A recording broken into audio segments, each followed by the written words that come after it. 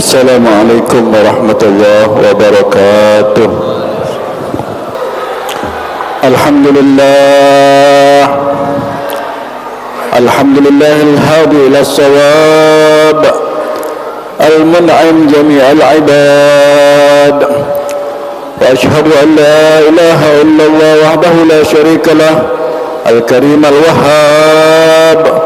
Wa ashhadu anna sayyidina Muhammad abduhu wa rasuluh man atahu Allahul hikmah wa faslal khitab.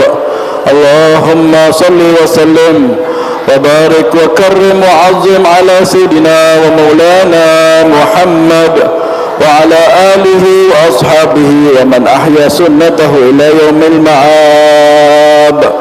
Amma ba'd, fa ya ma'asyiral muslimin, wa inni usikum wa nafsi bitaqwallahi wa ta'atihi la'allakum tuflihun. Qala Allah ta'ala ya ayyuhalladzina amanu ittaqullaha wa qulu qawlan sadida.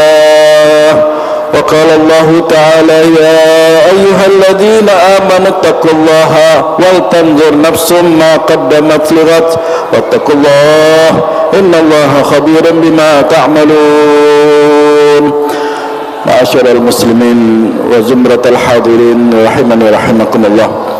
Alhamdulillah, segala bentuk puja, puji, ta'zim, pengagungan kita selalu kita panjatkan kehadirat Allah Subhanahu wa taala. Di hari yang mulia, di bulan yang mulia, di tempat yang mulia, mudah-mudahan kita dimuliakan oleh Zat yang Maha Mulia, karena kita senantiasa mengharapkan ridhonya, karena senantiasa kita tunduk dan patuh kepadanya. Mudah-mudahan Allah Subhanahu wa taala senantiasa memberikan rahmatnya kepada kita semua, amin ya rabbal alamin.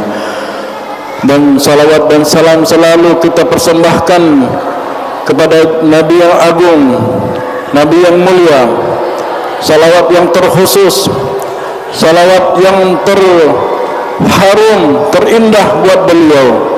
Mudah-mudahan kita digolongkan bagian daripada umat beliau yang betul-betul kenal kepada beliau, yang betul-betul hafal akan sunnah-sunnah beliau, sehingga kita bisa mengamalkan dan kita hidup dengan sunnah-sunnah beliau. InsyaAllah kita tidak jauh dengan beliau nanti di akhirat, insyaAllah, amin.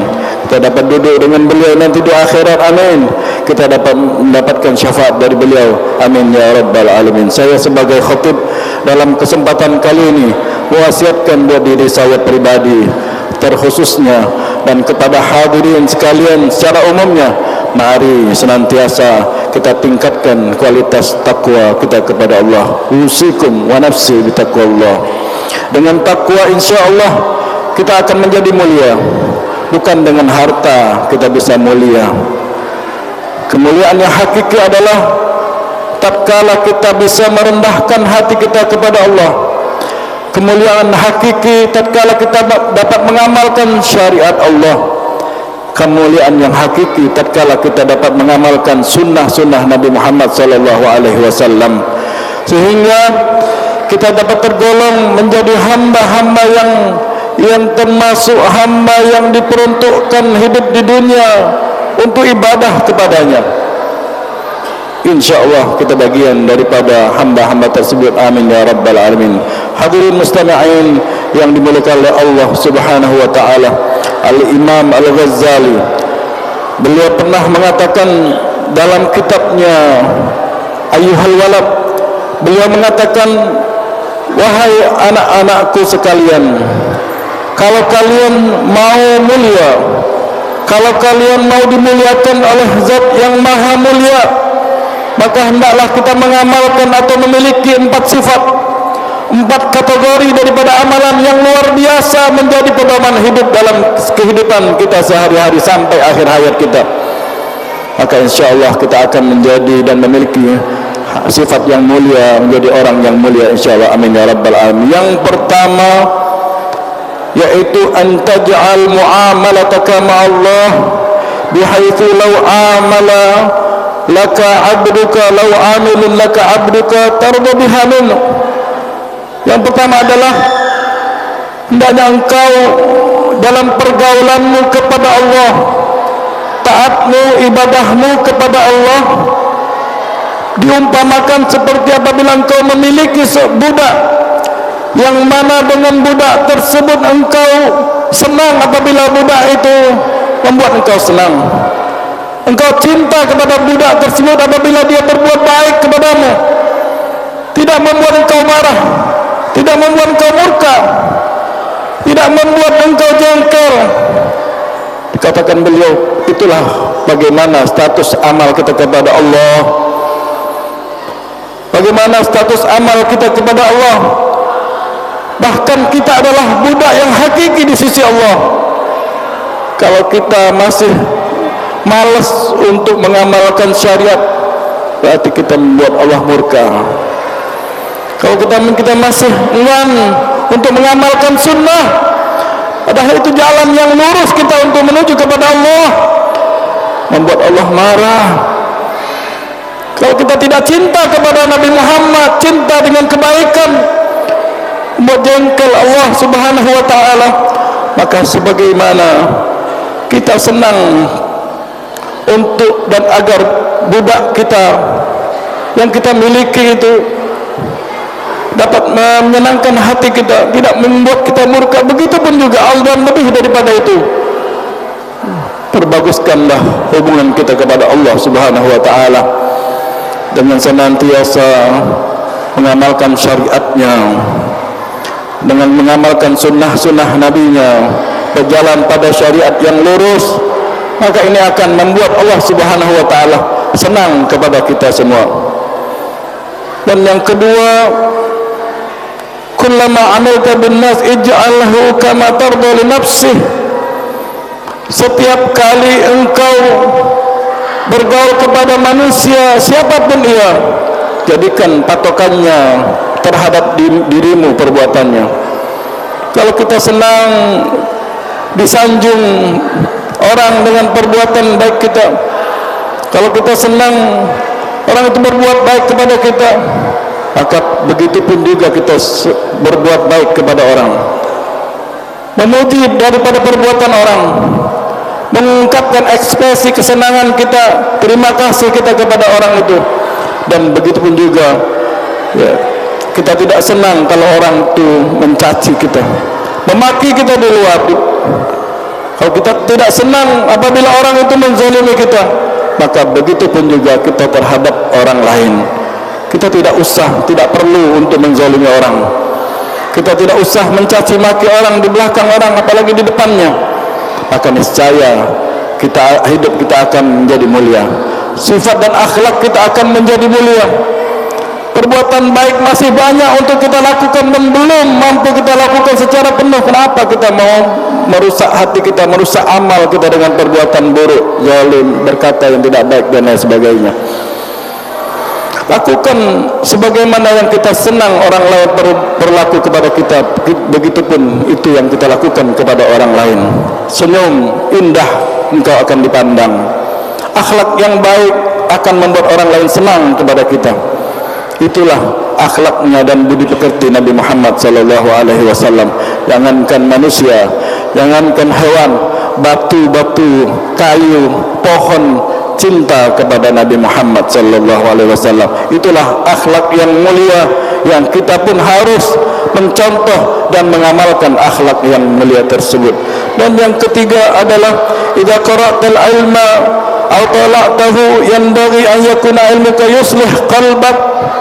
Apabila engkau membaca ilmu, engkau mengkaji suatu ilmu, engkau belajar, engkau dapatkan ilmu, jadikan ilmumu engkau niatkan untuk memperbaiki dirimu, bukan kau niatkan untuk orang lain terlebih dahulu. Ya Allah, aku dapatkan diperintahkan untuk dapatkan ilmu, diperintahkan oleh Nabi dan merupakan sunnah Nabi untuk dianjurkan bersedekah.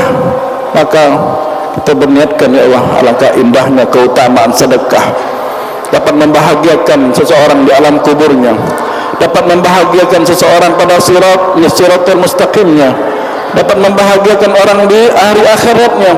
saya akan berusaha untuk beramal. Kita mendapatkan ilmu juga, misalkan kita dianjurkan atau suatu keutamaan akan membaca Al-Quran. Jangan kita niatkan untuk orang lain, niatkan untuk diri kita. Begitu mulia orang yang membaca Al-Quran, begitu indah mulia lisan yang membaca Al-Quran, begitu mulia hati yang dipenuhi dengan Al-Quran, dengan menghafalnya. Maka niscaya diri kita akan menjadi baik. Ya yuzakki nafsak, dan juga untuk membersihkan hatimu, karena kita setiap kali ataupun diri kita penuh dengan penyakit-penyakit hati, penyakit kotoran-kotoran hati yang itu harus kita bersihkan. Misalkan kita mendengar atau mendapatkan suatu ilmu tentang tidak boleh sombong, maka kita niatkan, saya tidak boleh sombong walaupun bagaimana status sosial saya. Ataupun kita pun mendapatkan suatu ilmu tentang larangan daripada berjudi dengan judi online dan lain sebagainya, saya dan anak saya akan upayakan tidak mau menyentuh daripada judi tersebut. Maka niscaya kita akan mulia dengan ilmu yang kita miliki.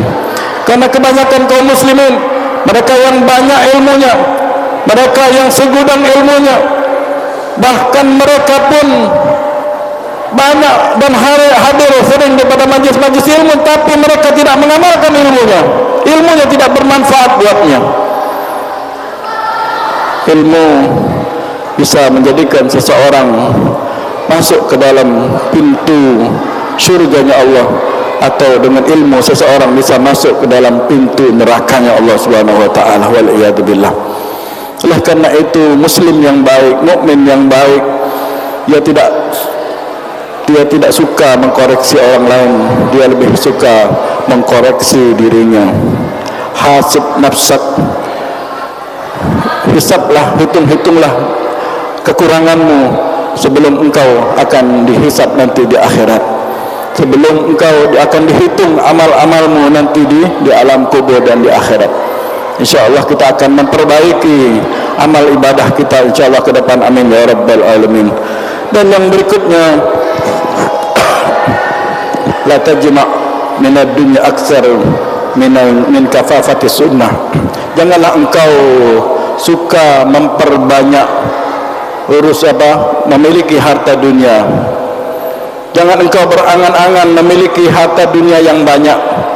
Janganlah engkau suka menumpuk daripada harta dunia. Ini merupakan cita-cita, angan-angan yang bisa melalaikan seseorang. Kalau sedikit bagi seseorang itu cukup, kenapa dia mau perlu yang banyak? Kalau dia ada, bisa cukup, bisa bahagia, kenapa dia mencari yang banyak? Karena sesungguhnya merupakan tabiat manusia, dia selalu merasa kurang, selalu menginginkan yang lebih. Kadang dengan usaha yang lebih bisa menyebabkan dia rakus, bisa menyebabkan dia mencari rezeki yang tidak halal, bisa menyebabkan dia menzalimi orang lain dan lain sebagainya. Nah, bagaimana sabda Nabi Muhammad sallallahu alaihi wasallam, doa Nabi Muhammad sallallahu alaihi wasallam buat anak keturunannya, buat keluarganya, beliau mendoakan, Allahumma ja'al quta li ali Muhammadin kafafa. Ya Allah, jadikanlah rezeki makanan bagi keluarga Nabi Muhammad dengan cukup. Bahkan mereka orang-orang yang memiliki keyakinan yang luar biasa, memiliki tawakal yang luar biasa kepada Allah Subhanahu wa taala, mereka ada rezeki satu hari sudah mereka bahagia. Ada yang lebih daripada itu, mereka memiliki rezeki satu kali makan sudah mereka bahagia. Mereka dapat bersyukur kepada Allah Subhanahu wa taala. Makanya seseorang, jangan kita heran, orang-orang miskin itu mereka akan lebih dahulu masuk dan dimasukkan ke dalam surganya Allah Subhanahu wa taala ketimbang orang-orang yang kaya, naudzubillah, yang mana mereka penuh dan akan dihisab oleh Allah Subhanahu wa taala. Jangan heran kita melihat orang-orang yang memiliki harta yang banyak, mereka senang di dunia tapi mendapatkan hisab yang banyak nanti di akhirat. Tapi bagi mereka orang yang miskin, orang yang senantiasa hidup sederhana, mereka hisabnya pendek dan sedikit. Ya, harapannya itu merupakan sunnah Nabi Muhammad SAW. Beliau dikatakan bahwasanya saya kalau diberikan rezeki yang lebih, saya akan bersyukur kepada Allah Subhanahu wa taala, dan saya apabila diberikan rezeki yang sedikit atau kurang, saya akan bersabar kepada Allah Subhanahu wa taala. Banyaknya dia mendapatkan pahala dan sedikitnya pun dia mendapatkan pahala yang besar dari Allah Subhanahu wa taala. Itulah esensi kita sebagai hamba-hamba Allah Subhanahu wa taala. Sedikit kita mendapatkan rezeki, kita bersabar dan bersyukur kepada Allah. Banyak kita mendapatkan rezeki, kita pun bersabar kepada Allah Subhanahu wa taala. Amin ya rabbal alamin. A'udzu billahi minasyaitonir rajim. Bismillahirrahmanirrahim. Taha ma anzalna 'alaikal qur'ana litashqa illa tadhkiratan liman yakhsha tanzilan mimman khalaqal arda was samawati al-'ula. Barakallahu li wa lakum fil Qur'anil 'azim wa nafa'ani wa iyyakum bima fihi minal ayati wa dhikril hakim wa taqabbala minni wa minhu tilawatahu innahu was-sami'ul 'alim. Aqulu qawli hadha wa astaghfirullahal 'azim li wa lakum wa lisa'iril muslimina wal muslimat wal mu'minina wal mu'minat fastaghfiruhu innahu huwal ghafurur rahim.